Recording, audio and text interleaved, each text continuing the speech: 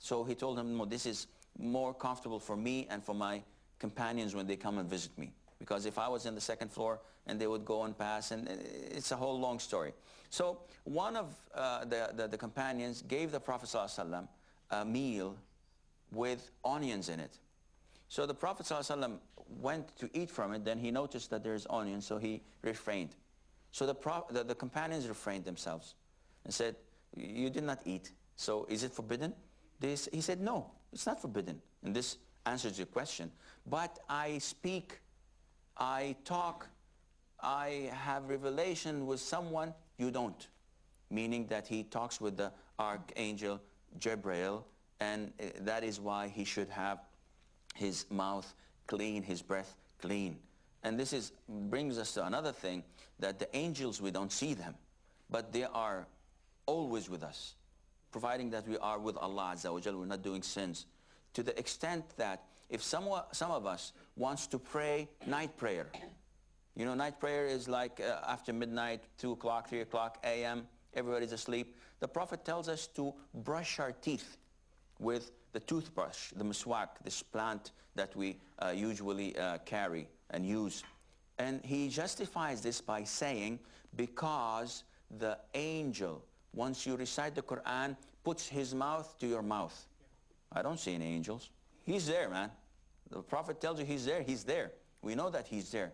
And whatever comes out of you is the Quran, the word of Allah Azza wa Jal. And he's expecting and accepting that.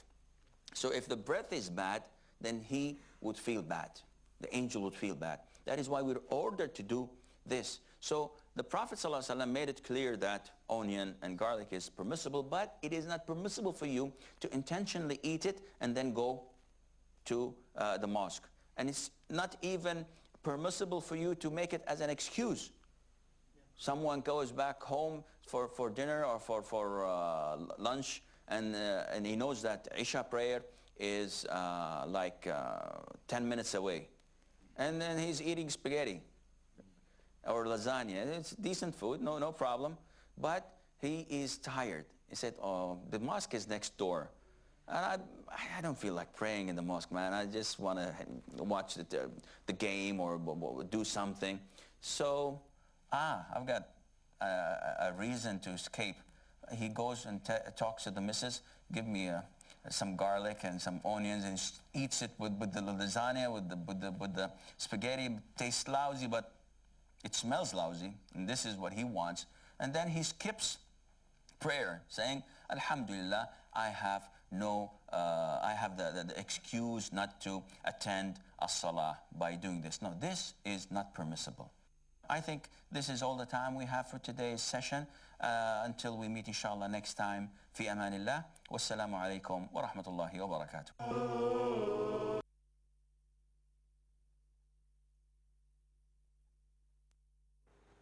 We're approaching close down of transmission, but before we take leave of you, here are the news making our headlines. I am Aisha Tudabo. The founder and board of Scholar Athlete for Change Wednesday called on the Vice President and Minister of Women's Affairs to thank government for the support rendered to the body during its recent youth camp. Ajah Dr. Aissatunjai Sedi later presented certificates to families and individuals who supported the organizers of the late J.M. Sedi Memorial Nawatan Tournament in Janjanbureh Central River Region.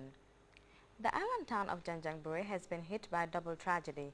The centenarian and oldest resident of the historic island town, Ajah Danjang Sanyang, who was recently featured by Grts in the program Kacha, has died.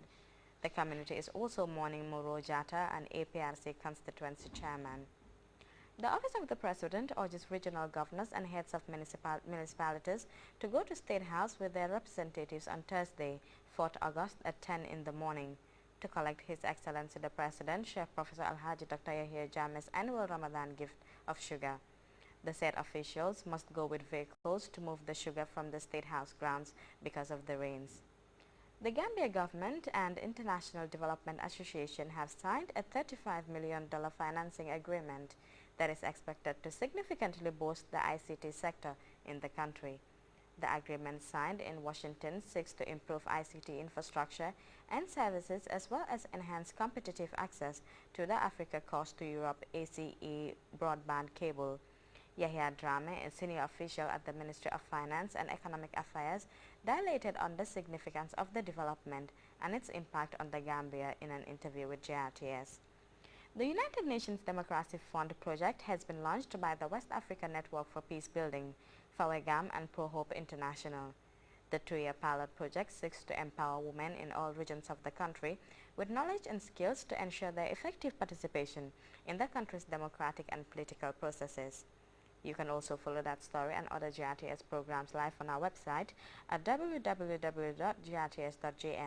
There you can also monitor GRTS Radio Live. And in other news, a host of tiny Central American states are anxiously waiting to know what the latest wave of seasonal storms will bring with them. Desperate inhabitants in the Dominican Republic, Haiti, and Martinique are working frantically to limit damage and misery as Tropical Storm Emily prepares to strike. The Red Cross and other humanitarian agencies are working around the clock to provide relief assistance, but many inhabitants say that is not enough. U.S. politicians have finally agreed to approve the bill to raise the world's biggest economic debt ceiling. This comes after weeks of near uncertainty as to how the rival political parties will come to agreement. U.S. President Barack Obama signed the bill and hailed the Republicans and Democrats for their foresight in coming together for the good of America. And with that, we come to the end of the news in summary, which also brings us to the close of transmission. Thanks for your company and do have a pleasant Thursday morning.